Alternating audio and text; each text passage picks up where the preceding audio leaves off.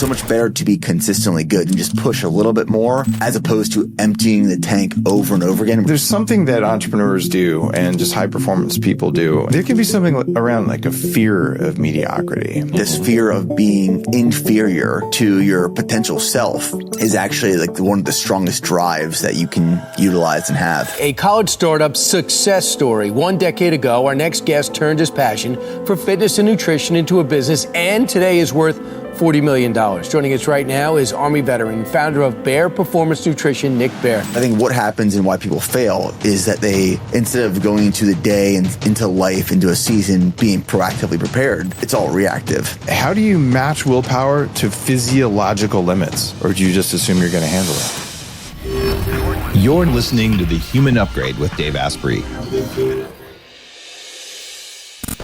There's something that entrepreneurs do and just high performance people do. And I've studied high performance as much as I can. 1,300 episodes in, I've talked to some people in different fields. They're like, wow, I can't believe that. There can be something around like a fear of mediocrity. Mm-hmm. Is that a trap? I don't think it's a trap. I think it's a necessity. Mm-hmm. I think that is like the drive. There's this book that I absolutely love, and I'm drawing the blank of the name right now. The Courage to be Disliked. That's what it's called. The Courage to be Disliked. And it talks about the difference between feelings of being inferior and an inferiority complex, where the feelings of being inferior are actually a strength and required to succeed. But there's negative consequences of an inferiority complex. So I think this fear of being mediocre, mm-hmm. this fear of being inferior to your potential self is actually like one of the strongest drives that you can utilize and have. I mean, that's what drives me. Like I visualize where I could be, where I want to go, but I have to make the choices to get there. Mm-hmm. I'm not going to just get there on autopilot. So there is this constant fear of not being able to reach what I could have. And especially once you gain some momentum. Right. I've been building now for over a decade. And once you start gaining some momentum, you start getting some wins, you don't want to lose that momentum. You don't want to go backwards. You don't want to maintain. So it's like foot pressed against the floor, gas pedal down. How do I keep improving? How do I keep getting better? Right. And that's what going more is all about. It's an outcome. It's not just doing more to do more. How do I actually progress? Maybe mm-hmm. it's doing different to achieve all the things that I want to. I really like that nuance where it's not necessarily doing one more of what you just did, but it's like one more unit in the direction you're headed. And that's how I'm approaching my longevity stuff. I've read a major longevity book, plan to live to at least 180. And it's all right, is there one more thing I can do that's going to move the needle in the right direction? And just constant application of technique and force versus just a constant application of force. So that becomes more elegant over time as you get more wisdom and you know what works better. And I'm getting that vibe from your book for sure. How do you, so there's in terms of longevity, there's all these things that you can be doing. Yep. How do you measure what is considered successful? And then what do you leverage? Because you can't spend all your time doing a million different things. How do you decide what's incremental? This is the most fun thing. And it's funny. I'm friends with Brant Johnson, who's been in the media lately. You've probably come across his stuff. And I did this campaign a while ago. I'm like, I spent $2 million to reverse my age by 20 years, et cetera, et cetera. But I spent that over 20 years. So you measure it with lab tests and you measure it with, there's about 50 different ways you can measure the functionality of your body and your mind. So EEG, grip strength is one way to do it. Lots of lab tests. Think of it like this. What do you drive? What kind of vehicle? It's a Ford F-150 Raptor. Nice. I'm actually thinking about buying one of those right now. I had an F-150 I tricked out when I lived on my farm. It's exactly the Raptor I'm looking at buying, actually. You want to sell me yours? I'm kidding. But if you were to take it into a mechanic and say, I want to do preventative maintenance on it, there's a maintenance schedule, right? And you got to change the transmission fluid at a certain time. You got to change the windshield wipers at a different time, right? Rotate the tires, like all this stuff that you probably don't do. No one rotates tires anymore, but you're supposed to. So if you were to say, I want you to keep this truck new, as close to new as possible. And I don't care if you have to change the oil every 1,000 miles versus every 5,000, right? And I want you to preventatively stop anything catastrophic. So we're going to, put gaskets in the engine. We're going to change out the, that's actually a turbocharged V6, right? Twin turbos. It is, yeah. Yeah. Same one I had. So with that, all right, what's the turbo maintenance cycle that the manufacturer recommends? And what's the optimal one? So that when you hit 100,000 miles, you're like, well, it probably needs paint, but everything else is fine, right? And to build 200,000, 300,000, our bodies have the same thing. So there's about 7 different systems that are the things that cause you to age. And there's 4 things that are going to kill you. So prioritize, just like you're saying, going more. Well, let's not die of the stupid stuff that we know is going to get you, like diabetes, right? So you put that at the top. Don't get diabetes, which is a precursor to cancer and a precursor to heart disease and a precursor to Alzheimer's. So number 1, don't die of stupid shit. Stop the 4 killers. And then everything else is maintenance. But if you're time limited on your truck, the windshield washer system, not mission critical, you might maintain that one less. So I set aside X amount of time every day for my longevity practice. And you look at some of the people in the longevity movement in the last couple of years, they'll spend 8 hours a day on their longevity. And I'm like, you're only awake for 16 hours a day. So you spent 50% of your waking life investing in longevity. That means you got to live 30% longer just to break even. And I'm hour a day, sometimes more if I want to, and it's fun. And so for me, it's allocating time and then allocating effort within the time. So it's like, I'm going to go one more, but I'm going to cram it all into that 1 hour as best I can. Yeah. And everything else, habits, what we talked about. My house is built, so my environment helps me stay longer. My bed is optimized. My bedroom's optimized, but I'm not spending time on it. I just set it up right. And there's some element, I think, as an entrepreneur, as a dad, right? I'm sure because you're ex-military, you've got a go bag at home, right? Mm-hmm. You also have a diaper go bag, and it's all set up, right? Imagine how much time that buys you, right? So it's time to go. Let's grab them versus, oh man, let's take an hour to get out the door, right? So like organization and making your environment functional, I think is underrepresented. It's so important for health and for longevity and for parenting.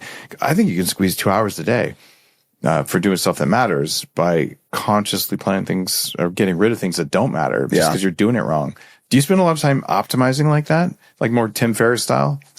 Yeah, but it's more so that forward thinking, backwards planning approach where I'm constantly optimizing, but optimizing for efficiency. Whether that's in my workouts or diet and meal prep and just having things accessible. Like if I look in the freezer and we have less than 2 weeks worth of meat in there, I am ordering meat so we don't run out. I'm at a point where like, I don't want to not have the things that I need. I want in excess and optimize to set me up for success. That comment kind of makes me think of something around going more. I'm curious your thoughts around it in terms of like this maintaining this new car approach. Mm-hmm. I'm a big advocate and fan of, in certain times and places, really pushing. Mm-hmm. Whether that's an endurance effort, an ultra, like really digging in deep, which is not optimal, but I believe that it unlocks these new perspectives and thoughts that are absolutely critical and beneficial mentally and can be physically and emotionally as well. Like when I've done these ultras before, they are by no means healthy, but I've come out on the other side with this new perspective that I've been able to apply and grow from. With that being said, that is part of going more. And then with your approach to longevity of trying to maintain the car as new as possible for as long as possible, how do you think of that, and then certain times and places really pushing. So this is a fun conversation. So there's the crucible, these points where you think you're at rock bottom and you're not, and you discover a new capability, a new layer, right? And that's some of the most powerful spiritual growth you can do. Yeah, I agree. Right. And there's also near-death experiences, which usually precede a shamanic awakening. And I've had a couple near-death experiences. And the idea here is you don't want to go that far where you actually die. Or actually, I was here, a guy who's, explored glaciers and all, and he's missing a finger because of frostbite. Like he went too far. Mm-hmm. Right. What I think we can all learn from is Mark Sisson was just here a couple weeks ago talking about his cool new shoe company. And he's like, I wish I'd have done less endurance work when I was younger because I'm feeling it now. And he's, an epic runner and endurance thing. So he changed his training to push much less in the training, but to have more efficiency. He just did it later in life. And I think there's a big lesson for that because, man, when you're 25, you have this abundant chi, you could call it this energy, and you can spend it on running long distances and say, my knee hurts a little bit, it'll be fine. It's actually not going to be fine. Like when you're 50, if you don't maintain that system, it's like, that bearing made a little noise. Well, that whole front end is going to need a replacement if you don't fix that. So there's this desire to push versus maintain. And I think all men, especially, and some women too, but it may be more of a male thing. Like we're just wired to do that, get it done. And Mother Nature wires us that way because it's like, well, make sure that you protect the castle, kill the deer, whatever your job is. And as long as you had a couple babies and, it's all right. You get disabled, you either become an elder or they'll push you off the cliff, right? And that's kind of the way of things. And if we want to change the way of things, it means that we talk with our younger men, like, all right, here's the maintenance cycles. Here's the necessary maintenance cycles, and here's the optimal maintenance cycles, and you get to choose. Mm-hmm. And we apply our willpower to that. And for me, that was a big shift because, like I said, multiple surgeries before I'm 25 just from pushing myself, I pushed myself till I couldn't walk. That wasn't a good move. So we know that ultra endurance events, the benefit of those is Bill Andrews, a TA65 proponent, talks about lengthening telomeres. So there's something about ultra endurance that does that. And we know from Mark Sisson, and look at any old endurance athlete, they show the miles, right? Right. So your job is, okay, you want to do it because it brings you joy, right? And I respect that. And it brings you spiritual growth. And I respect that even more than joy. So what do you do before, during, and after so that you recover faster than humans are supposed to? And this has been my whole thing. How do I push myself and still have the powers? That's what Upgrade Labs is for. Like I'll walk on a tour of the place here in Austin, and we use all this crazy gear that most people don't even know exists to cause recovery faster than Mother Nature. But you know what most people do when they finish a marathon? They celebrate with pizza and beer. Like, yeah, I can go eat some. Dude, you celebrate with ribeye and some collagen, right? And extra sleep. And if I was you, and there's no rules against it in whatever competing body, but like, I'd hit the growth hormone for a week. I'd make sure my testosterone levels are artificially elevated just for a brief period afterwards. And you're on the perfect amino acids, and you're doing crazy amounts of electrolytes. And like, you're stacking it. So your body's like, yes, like I got everything. I took a hit, but I didn't take a damaging hit. And that limit that you feel like I really don't have any more to push, it's actually a cortisol and adrenaline production limit. So you might as well take some of the tyrosine precursors that let you make more of those. And you might want to extend their life in your body with adaptogens. So when you start one of these things out, you're like, I got actually more stress hormones. I would treat yourself after a 100-mile race or something like you just had surgery, like literally resting that much. I'd be taking low dose bioidentical cortisol because your body can't make enough, right? And if you do that, you're like, wow, I did it. I pushed the limit and then I recovered. And my issue has always been, I don't want to recover. As soon as I'm 20% recovered, I'm going to go push again. Right. And it shows in my entrepreneurial success and all the stuff I do. And I'm sure when I'm 180 years old, I'll be like, shit, I shouldn't have done that, because I probably had another 50 years I could have squeezed out. That's not going to happen though, because we got other tech coming. But I would just say, and hyperbaric, man. You have a hyperbaric chamber? I don't have one now. So get yourself an oxy-health chamber. Right. Does it make that big of a difference? Yeah, I got one downstairs. I'll show it to you. Right. I have a whole lab downstairs. That's my recovery place. It's most of what's at Upgrade Labs. And there's a place called ATX Hyperbaric. So you can go, I don't know how far that is from you, but Bee Caves, I think is where it is. But that makes a huge difference. So if you were to do, 5 or 10 of those after a run, like, wow, my body stayed young. Right. And that's pretty incredible. Do you get your lab work done regularly? I do, yeah. Good deal. So you keep monitoring your testosterone. If your free testosterone drops below 20, do something about it. It means you're overtraining, you're not eating enough fat and protein, or maybe you need to supplement the testosterone, because, man, that's the first thing. Like right now, I can tell, you've got the muscles, your testosterone levels are fine. But if your testosterone drops, your dopamine drops. Mm-hmm. And dopamine is what makes everything in Go One More go. Right? Dopamine motivates you to move towards a goal. But if you get the goal, you're not happy. Yeah. Right. It's just about motivation. So T drops, dopamine drops, and you're screwed.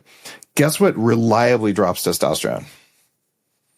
Lack of sleep, diet, overtraining, stress. Those are all true and well known. Here's the one no one knows about.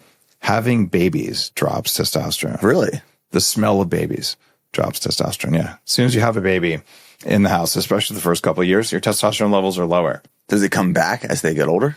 It does if you're maintaining your health right. So if you're sleeping and you're exercising, eating the right stuff, right? And it'll come back, because why does Mother Nature do that? So you don't kill your kids. For real. Because the link between, this is only in men, not women, the link between sexual desire and aggression or violence, they're the same part of the brain. Does that have anything to do with, is it directly related to the lack of sleep from having newborns in the house, or is it indirectly? It actually isn't. I'm sure lack of sleep from newborns always affects it. This is the smell of babies, the pheromones and the chemical signals that come off babies. It's very interesting. Yeah, it's super interesting. Like, we respond to all these invisible signals in the environment. And that's why I'm so keen on the definition of biohacking. It's like, change the environment around you and inside you so you have full control of your biology. Right. I mean, you can do longevity, you can do physical performance, mental performance, but knowing that the smell of the people around you, whether it's, the smell of a fertile woman or the smell of a baby in the house, your body will respond, and then you'll feel something, right? And you're like, wow, maybe I'm less motivated because my testosterone, that's kind of weird, right? And it's not a huge drop from just the babies, but if you look at people's blood levels before and after they have kids, it's going to be down. And all the contributing factors, I don't know what all of them are. I don't think anybody does, but they can find this in mice. That's super interesting. Right. And so, like, we want to maintain our vibe as guys and as dads and as entrepreneurs and as people doing things in the world. So then the next question is, you're doing ultra endurance because it shows you something, right? Is there another way that takes less hits on your system that shows you the same thing? Not that I have been able to find yet. Yeah, I wonder. And for me, I think if a lot of people look at my, like if you go on my YouTube channel, for example, where we have documentaries and we've showcased a lot of these preps and races. Yeah. I think a lot of people assume that I'm out there running 20 to 30 miles a day. Sometimes when I come across people, they think I trained 4 to 5 hours a day. That's crazy. Which is the furthest thing from the truth. Yeah. How much time do you train? 1 to 2 hours. Okay. Like this morning I ran, and just based on my schedule today, that'll be my only workout. But there are days where I run in the morning, then I lift in the afternoon. But really it's not over 2 hours a day right now. And there's times where my training increases and I'm getting closer to a prep, but I build into that. It's very structured. So it's seasons, and the training is specific to the goal that I'm trying to accomplish. And if I have a very specific goal that requires very specific structured training, But that is like the exception. That is the outlier. It is not that daily. If I did that daily for an extended period of time, I'd be dragging really hard. It would ruin you. Right. But there are seasons. And I think this is why it's really important to look at life and certain goals the way that athletes look at their goals. You have in season and you have off season. Off season, you are building in redundancies and working on weaknesses and resting a little bit more. Recovery is a priority. Right. When you're in season, you're getting beat down, but you need that off season to reset, prepare, and then go into the next season as ready as possible. How long is the season for you? Can you have a season for 1 week, like a week of pushing, a week of recovery, or a day of pushing, a day of recovery? No, it's like extended weeks. Okay. It's like right now I am in a season of a sprint of a lot of things in terms of business, family, very ambitious goals. So when I'm in a really busy season where I'm trying to accomplish a lot of large goals, I get very strict and rigid with my boundaries. I set very strict boundaries in terms of like, who am I speaking to? What am I consuming? Where am I traveling to? Yeah, teach that to everyone, man. So I can just focus. I found so much power in the ability to focus. As a young entrepreneur growing up, every opportunity was the right opportunity. If there was an opportunity presenting itself in front of me, I said yes to everything. I got really good at saying no to a lot of things over time. And that allowed me to hyper focus and go all in on very few things. So for the 1,000 things I say no to, when I say yes, it's a really strong yes. And I can dedicate a lot of time to that. I've had to learn that the hardest way ever. Yeah. But it's been powerful. It is.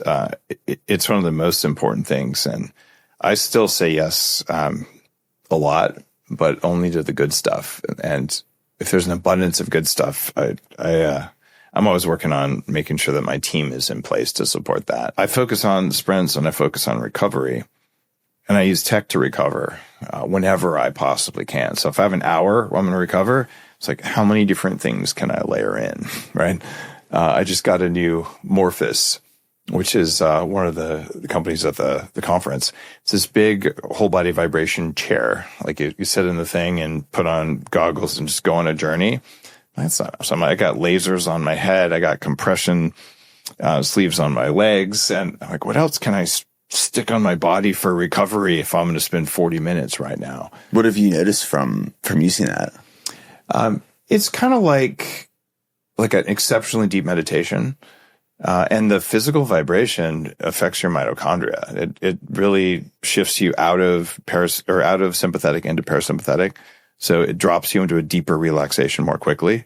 And the ultimate goal, even when you're doing these endurance things, is to be able to go into sustained sympathetic drive and then to be able to quickly and effortlessly switch into deep parasympathetic recovery. So the harder and longer you go hard, the faster and deeper and longer you want to go in recovery. So for me, it's like, how do I control the switch to move between the two? And it's interesting because the endurance stuff is one thing, right? It's one form of stress, but so is entrepreneurial stress. So is parenting stress, right? So you've built yourself to be an incredibly resilient person, and also with wisdom, because you're saying, well, all right, how do I not take the hits for the things I love? And man, have you ever been dropped off in a cave in darkness for a while, or done a Vipassana, or done some sort of, there's like a bullet ant ceremony, like something that's going to push you to your limits over a 1 to 3 day period that isn't physical endurance. To be honest, I don't think so. See, that might be an interesting way to look at this. All right. So what are my limits for tolerating pain, right? Like, how can I stay calm and peaceful and surrendered? Not harm, not damage, just pain. And it's funny, there's a practice in my new book, and it's called BICEP. It's brief, intentional, conscious exposure to pain. And I'm guessing you do cold plunges some of the time. Yep. Yeah. Right. So that's the biohacker equivalent of that. but monks used to whip themselves on their back. And yogis, lay on beds of nails. And there's other practices where people will, like they'll get piercings, like the Native American, the sun dancers. They'll do some crazy stuff. It looks crazy to us, but they're entering altered states by pushing the limits of their pain receptors. What that does, even getting a lot of ink, you got some ink, it hurts, but afterwards you're in a different state, right? Would a sauna, like a really hot sauna, categorizes that? If it's hot, like a sweat lodge hot, where it's really uncomfortable, it probably works. I mean, I stay in my sauna until I can't take it any longer. Yeah. And I have to get out. Yeah, I get in there for a long time in mine too. What that's doing, though, it's changing dopamine receptor sensitivity. And that's why this is a practice that's interesting. It means it takes less dopamine to motivate you. So because you're in your sauna until it really hurts, and because you're doing a cold plunge that doesn't feel good, that's changing your motivation. And I think some of the ultra endurance, you're entering an altered state for sure, but you're also experiencing a level of pain that's changing your motivation for long periods of time. And understanding the neuroscience behind that, for me, is fascinating. I don't think I'm ever likely to be doing endurance events just because I've had enough surgeries on my joints that's not a good plan for me. But experiencing altered states because you're pushing yourself harder than you think you can, I think it's part of continuing to evolve. And it's when you're 50 or 60, how are you going to do it? Right. And it may be, you see like Laird Hamilton and Mark Sisson are talking about, they're surfing, but they're doing a lot of breath work. Mm-hmm. You do a lot of breath work? No, none. Okay. So there's an edge for you. Like if you were to go do a really deep holotropic breathing session, this is like taking LSD. The guy who invented it actually used LSD therapeutically with patients legally. Was on the show years ago.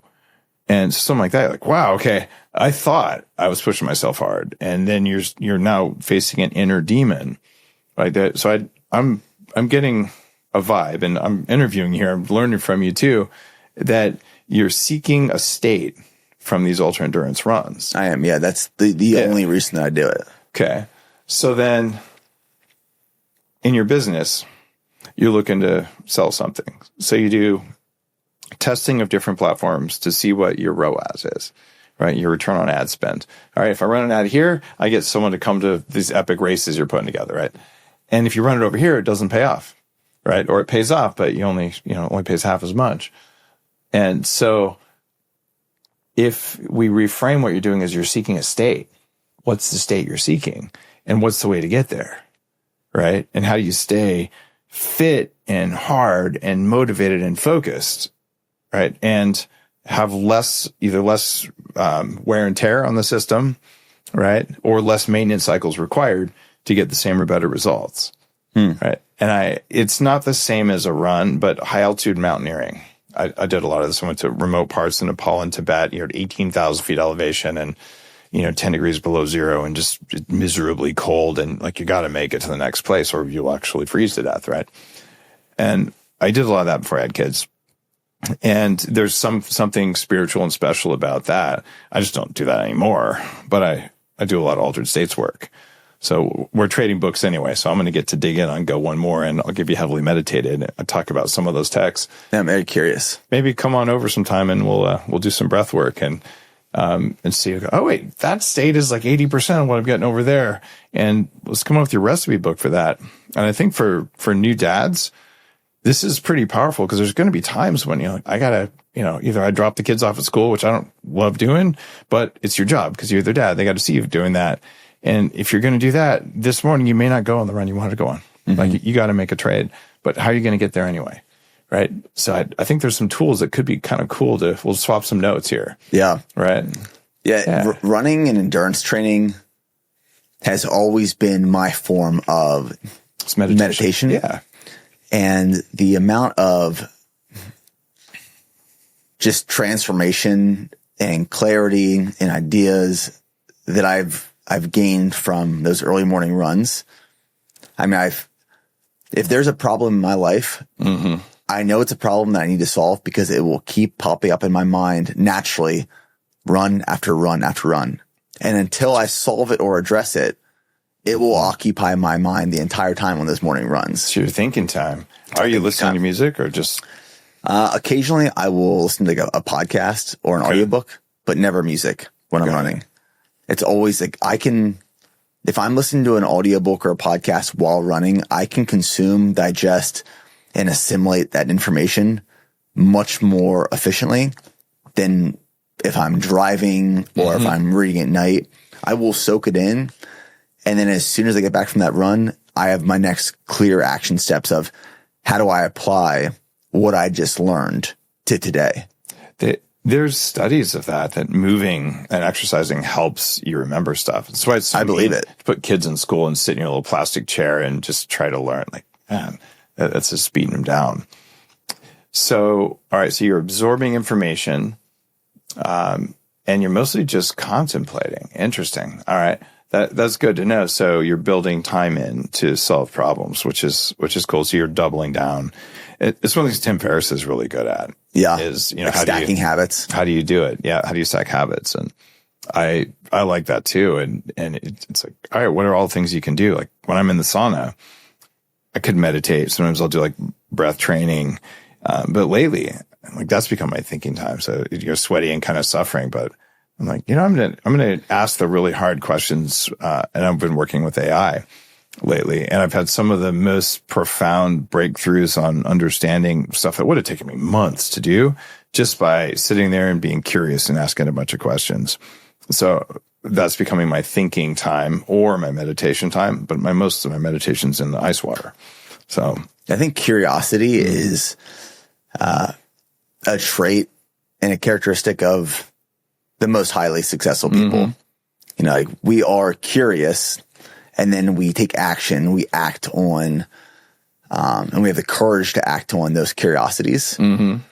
And you would never have started a business. You would have never have engaged a conversation. You would have never built something unless you acted on that curiosity. And I don't think people give enough value to curiosity. Yeah. They always say, curiosity killed the cat. What they don't say is that curiosity is the most reliable way to extinguish fear. That's why it killed the cat. But, if you feel like something's trying to kill you and you get curious, I wonder what that is, then you can think about the thing that's trying to kill you instead of just being in a state of fear. Yeah. Right. And that's a huge thing. And curiosity about pain. Like, oh, wow, I'm freaking out. Like, actually, what is that? And you realize it's not what you thought it was. And I feel like curiosity resolves suffering. Like suffering is how you handle pain. Right. And if you become curious about the pain, you stop suffering and you're just experiencing it. And, Elon has said that being an entrepreneur is like staring into the abyss and eating glass. You see that quote? Yeah. Yeah. And others have said the biggest thing that determines whether you're a good entrepreneur is your capacity for suffering. I agree with that. I do too. Yeah. Right. And being an ultra endurance athlete, you know how to handle suffering, right? And I think it gives you unique skills. But I got to ask, like, is this David Goggins the goal here, or is that insanity? I mean, for me, the goal is suffering with a reason. Like there has to be meaning behind the suffering. And it is like, what am I trying to unlock? And I think about life, like there's all these doors in rooms that we can unlock, but you have to do something to earn the key to unlock that door. So of every big effort I've ever done, there's been an unlock during that effort where I come out of it. The goal for me isn't always to, in some races or efforts it's not a certain time or it's a certain place, but it's knowing that when I go into it, when I finally start to suffer, there's going to be an unlock or an outcome that is applicable to all parts of my life moving forward. So like these big endurance efforts, these preps, these structured workouts, the training, I love the training because of what it produces through the process and on the back end. There's reason, there's meaning, there's purpose. I wonder, you ever done a vision quest? No. So, I mean, Ranger School is just a really intense version of that. I would imagine, not having gone through it, but being dropped off in the desert or in a forest somewhere, and like here's a circle of 30 feet. You're going to stay in that for 4 days. You got no food and you got some water every day, and maybe not enough sleeping bag, and you just sit there. You got nothing to do. Just contemplate, just think. And have you done something like this before? I've done something similar. I had a shaman drop me off in a cave in Sedona with just water for 4 days, and no people, no company, no tech, no nothing. Just, fire and water and maybe salt. And I wrote one of my books about it. And I have a few friends who've done it as well. And it's like a different kind of pain. Like you get all the discomfort, you get the hunger, you get sun or cold or whatever. And loneliness is also a form of pain, right? Like, oh, I'm by myself. And, that was a meaningful transition for me too. And was there an unlock coming out of that? A new perspective? There was a bunch of them. Yeah. One was, I knew I'd eat, and I'd already lost, all the weight, but I knew that I'd eat if I was lonely. And I still had some part of me that's like, if I don't eat, multiple meals a day, I'm going to get hypoglycemia. So like, I'll be mean. Right. And so I'm like, I got no people. I got no food. There's nothing to lose. So I came out of that thinking I'd be just weak and, depleted. I climbed the wrong mountain to get picked up afterwards. And I had more energy than I had in a long time. I felt amazing. And I walked down, found the truck eventually. And I was just on fire. And it's like, well, look at the capacity that I didn't know I had in there. And that was one of the things that led me into the intermittent fasting world. And my first big book was the first big book about intermittent fasting. It was a Bulletproof Diet. And did you have something to keep time when you were in there, or were you unaware? I was mostly unaware. I had a mobile phone, and you'd turn it on when the sun came up every morning, just to text "I'm not dead" to the shaman. And she was like, "You really don't have to text me. I'm watching you anyway," with remote shaman powers. And but that was like a safety check-in, and then it was turned off after that. So there was no timing. And it was kind of weird because the first night I was in a cave and I didn't want to be in that cave for whatever reason. And the next morning I turned on my phone and there's a text message. She said, "Last night you were thinking you wanted to go to the other cave, so I'm picking you up in an hour to take you there." And I'm like, she read my mind because I did not tell her and I did not talk to her, but she knew. I was like, okay, there's some spiritual stuff going on here. And yeah, it was actually a big breakthrough. And there's other ones too, where I had a young baby at the time. My daughter was almost 1, and it was weird stuff. My mother for my wife at the time was like, as I'm there, she's like, "I don't want you to go. And if you go, there's going to be consequences." And I'm like, if I don't go, there's going to be consequences. And it was really weird. Like there was stuff happening because that's not how she talks. That's not who she is. But it was like you pushed some old buttons for both of us. So there was an up-leveling that happened from that for sure. And so it's one of the practices, right? And, I've done sweat lodges. I've done, a week of shamanic training where, you're just doing the craziest stuff. And every time there's an up-leveling. You can do it with psychedelics. You do it with breath work. And for me, I'll do those things. And it sounds like you're using ultra endurance to have similar like up-level progressions. And neither way is the right way at all. I want to know the whole menu of options because I'm probably not the 100-mile running guy because I would have to have another knee surgery if I did that. Right. It's very interesting because I've never considered other options to experience the outcome that I get from some of these endurance efforts. Yeah, let's hang out. I think there's multiple paths, and check out Heavily Meditated. And the goal of that book is you read it, be like, that one, like it was intuitive, like that one sounds really interesting. Like let's look at that. Right. And that way you can still do your ultra endurance, right? Like that's, you love it. It's what you do. And you end up being able to mix the ingredients of your altered states work. Cause I think you're doing ultra marathons for altered states work. If you have a menu of options, do you have one for yourself personally though, that is like tried and true? That is one that you get the most return from with incremental benefit? Yeah, I do. When I hook a computer up to my head to do advanced, like forgiveness work, where instead of just meditating, I got a computer telling me that I'm not meditating perfectly. It'd be kind of like if you were on a run and you had something in your shoes, and anytime your gait wasn't perfect in every way, it would tell you. So eventually your gait would become more and more perfect. I do that for meditation. So that's what my 40 years Zen company in Seattle does. So for me, if I can go and spend a few days hooked up doing this really deep states, that's magical. And we have ketamine as an option there. And ketamine is the other way. For me, that's very powerful. I don't take it like regularly. People get addicted. The whole recreational thing is not a good move, but doing it for like spiritual progression work, I've had really powerful breakthroughs from that. And for me, I go to Burning Man. I stay up all night dancing for a week. That's ultra endurance. Yeah. And altered states for sure. I'm curious, you were previously talking about the like turning off between the sympathetic and the parasympathetic. Mm-hmm. And that's something that I found after these big endurance races, like these 100-mile races. Yeah. How do you do that? Well, you would think that, you finish 100 miles. I remember my first 100-mile race ever was the Leadville 100 out in the Rocky Mountains of Colorado. Wow. The high altitude also. High altitude. It starts at 10,000 feet. You reach like 13.5 at its peak. And it was brutal. I mean, it was extremely humbling. And you're exhausted afterwards. And I finished, I believe, just under 28 hours. Wow. And you would think that as soon as you got back to your bed that day, you'd fall asleep. But I couldn't sleep for 3 days afterwards. Yeah. My body could not rest and recover and get into that appropriate state. So like taking what I experienced from that and that being one type of stressor and then making it more applicable to other people's lives in general. How do you switch from sympathetic to parasympathetic and back to deregulate and come to a rested state after this heightened sense of awareness, whether that be trauma or stress in a business or physical activity?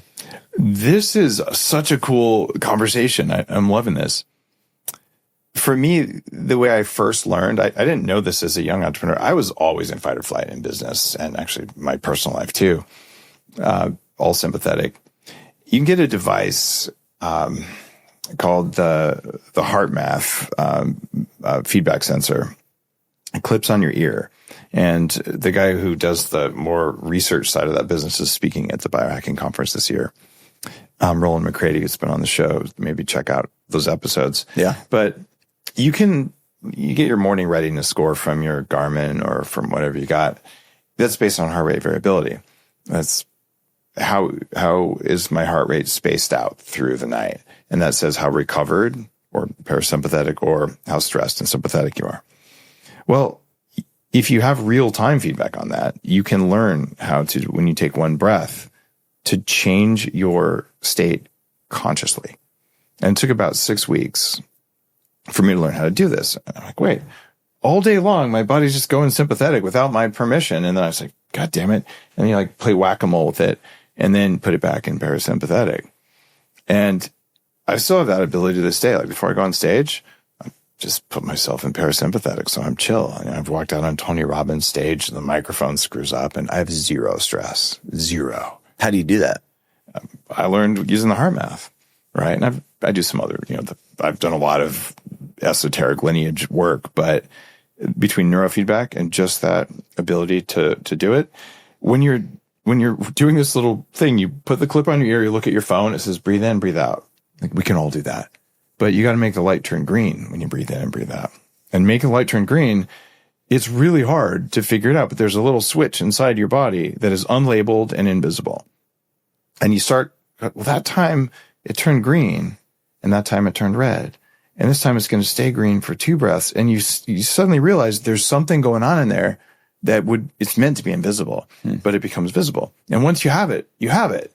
So what I do is I would learn how to do that before the race so that you have the switch. And afterwards you do the switch.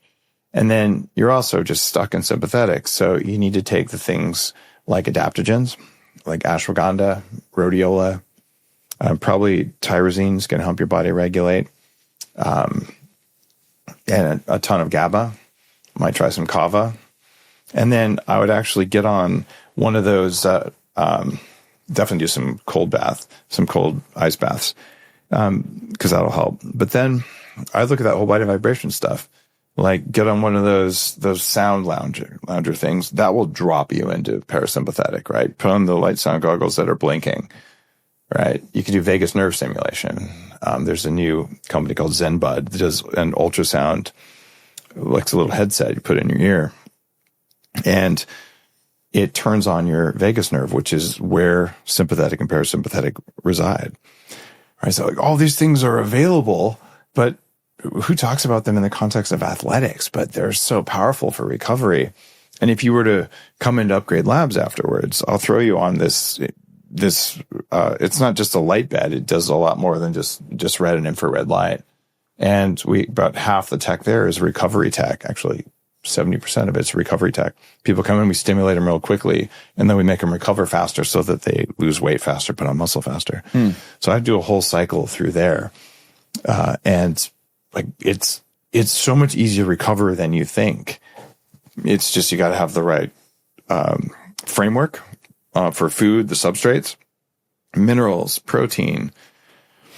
Like I had surgery about a couple months ago. They took about like the passport cover from each side of my face, because I used to be able to grab a handful of skin just because I was obese. I'm 5-6% body fat now. And I decided, I don't recognize myself because I just don't like having, a lot of extra skin. And I recovered crazy fast, 3 pounds of ribeye a day during the recovery because the body needs the protein. So you probably got to eat more than you want. And you already know you got to have enough calories when you do it, but it's like how much protein. How are you going to absorb that much protein? You take in enzymes. So I think there's a path there. Yeah. You know about baking soda? You take that when you run?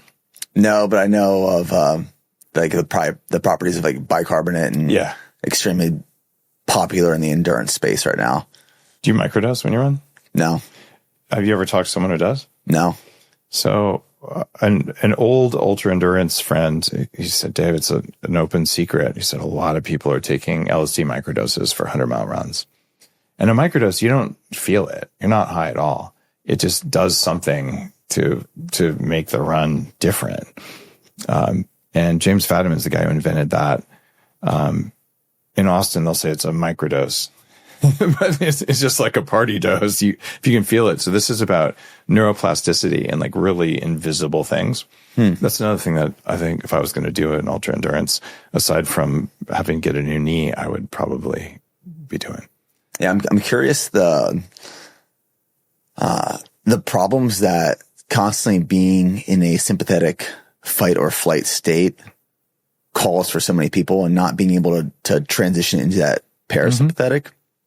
And I think from my perspective, a lot of it outside of just like the actual physical, it's a lack of having vision into where you're heading, knowing how to make decisions that are actually going to help you get to where you want to be based off that vision.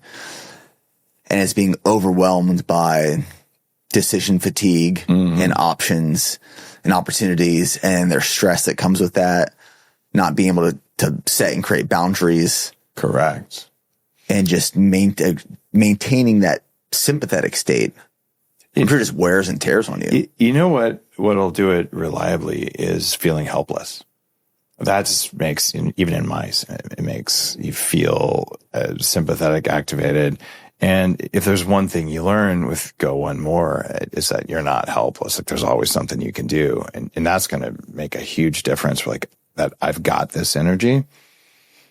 And you're one decision away from changing the course and trajectory of your life. I truly do believe that. Yeah. And that's, it's what a lot of the book is about. It's like that one day where I founded Go One More on that training run in Austin, Texas. That was one decision, the decision to turn around, go back to the trail. That one decision transformed my entire life. And that's what I want to share with so many people is your life is one decision away from going in a different direction. It's actually achieving and succeeding, but you have to have the responsibility to actually make that decision. That's where that curiosity comes from. That's the courage. That's the consistency. That's a commitment. Okay. There's power there.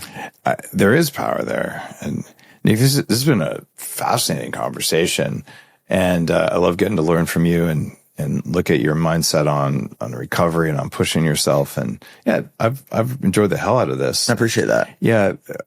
After the conference, come on over and we'll do some breath work and see if there's a parallel to some of the stuff you're doing. Not at all encouraging you to stop doing what you're doing, saying what are all the paths to get to where you want to go the fastest, because that could be a lot of fun. Yeah, because it's an outcome that I'm trying to achieve, right? And I'm sure I'll be humbled by many of the other practices that you incorporate and you've tried and tested. And some of them are really scary, right? Yeah. And facing your demons. I know you know how to do that because you made it through Ranger School and all that. And a lot of people never have a chance to do that. They've never gotten to fight in high school. They just never push themselves. And you're teaching a whole generation of people to push in a way that's incredibly valuable, especially just for being a man. Like, you got to know that you have it, right? And you know that you have it. You're teaching people to know that they have it. Yeah. And that's epic. So thank you. I appreciate that. Thanks for having me. You got it. Guys, the book is Go One More, and check it out. See you next time on the Human Upgrade Podcast.